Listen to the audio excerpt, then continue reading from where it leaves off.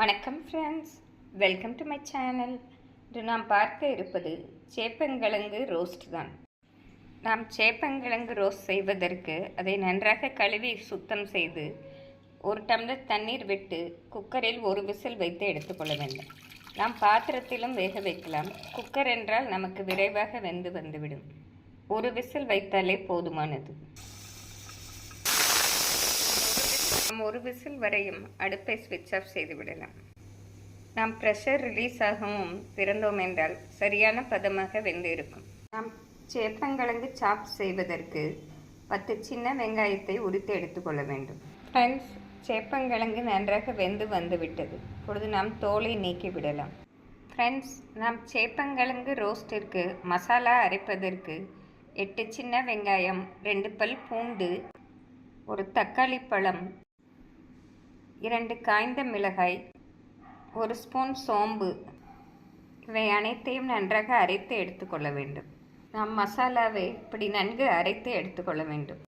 நாம் சேப்பங்கிழங்கை தோல் உரித்து இவ்வாறு நறுக்கி எடுத்துக்கொள்ள வேண்டும். நாம் கடாயில் எண்ணெய் காய வைத்து சேப்பங்கிழங்கை பொரித்து எடுத்துக்கொள்ளலாம். நாம் சேப்பங்கிழங்கை பொன்னிறமாக பொரித்து எடுத்துக்கொள்ள வேண்டும். நாம் சேப்பங்கிழங்கை பொரிக்கும் போது நாம் எண்ணெயை ஹை ஃப்ளேமில் வைத்தே பொரிக்க வேண்டும். பொழுதுதான் சேப்பங்கிழங்கு மொறுமொறுப்பாக கிறிஸ்பாக வரும்.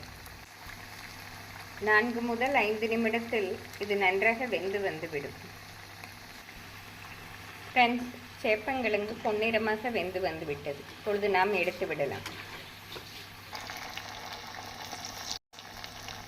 நாம் அனைத்து சேப்பங்கிழங்கையும் இப்படி பொரித்து எடுத்துக்கொள்ள வேண்டும். நாம் சேப்பங்கிழங்கை பொரித்த பின் இப்படியே சால்ட்டும் மிளகாய்த்தூள் தூவி அப்படியே குழந்தைகளுக்கு கொடுத்தால் விரும்பி சாப்பிடுவார்கள். நாம் இப்பொழுது கல்யாண வீட்டு சுவையில் சேப்பங்கிழங்கு சாப் செய்யும் முறையை பார்ப்போம். நாம் கடாயில் 4 ஸ்பூன் எண்ணெய் ஊற்றிக்கொள்ள வேண்டும். எண்ணெய் காயவும் நாம் அரைத்த மசாலா விழுதை சேர்த்து விடலாம். நாம் மசாலாவை போட்டு அதனுடன் மிக்சி ஜாரை கழுவி 1/4 டம்ளர் தண்ணீர் மட்டும் நாம் சேர்த்து கொள்ள வேண்டும். நாம் இந்த அளவு தண்ணீர் மட்டும் ஊற்றி சேர்த்து கொள்ளலாம். ஃப்ரெண்ட்ஸ், இதற்கு அதிக தண்ணீர் நாம் ஊற்ற தேவையில்லை. ஹை ஃப்ளேமிலே வைத்து நாம் மசாலா நன்கு வதங்கும் வரை வதக்க வேண்டும். இதனுடன் 1/4 ஸ்பூன் மஞ்சள் பொடியும் 1/2 ஸ்பூன் குழம்பு மிளகாய் பொடியும் நாம் சேர்த்து கொள்ள வேண்டும். இப்பொழுது நன்றாக மசாலா அனைத்தும் கலக்கும் வண்ணம் நாம் வதக்க வேண்டும்.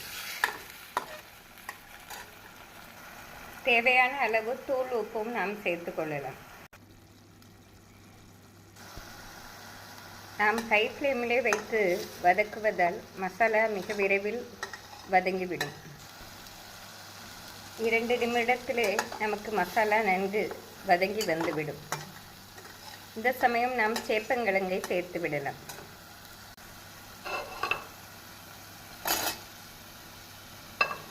சேப்பங்கிழங்கு சேர்த்து நாம் மசாலாவுடன் நன்கு பிரட்ட வேண்டும்.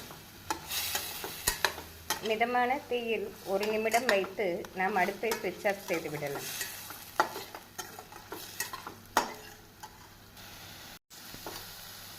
மசாலா நன்றாக சேப்பங்கிழங்குடன் கலந்து வரும்போது நம் கல்யாண வீட்டில் சாப்பிடும் சேப்பங்கிழங்கு சாப்ஸ் போலவே மிக அருமையாக இருக்கும். இப்பொழுது நன்றாக வெந்து வந்துவிட்டது. இப்பொழுது நாம் சிறிது கறிவேப்பிலை சேர்த்து அடுப்பை ஸ்விட்ச் ஆஃப் செய்து விடலாம்.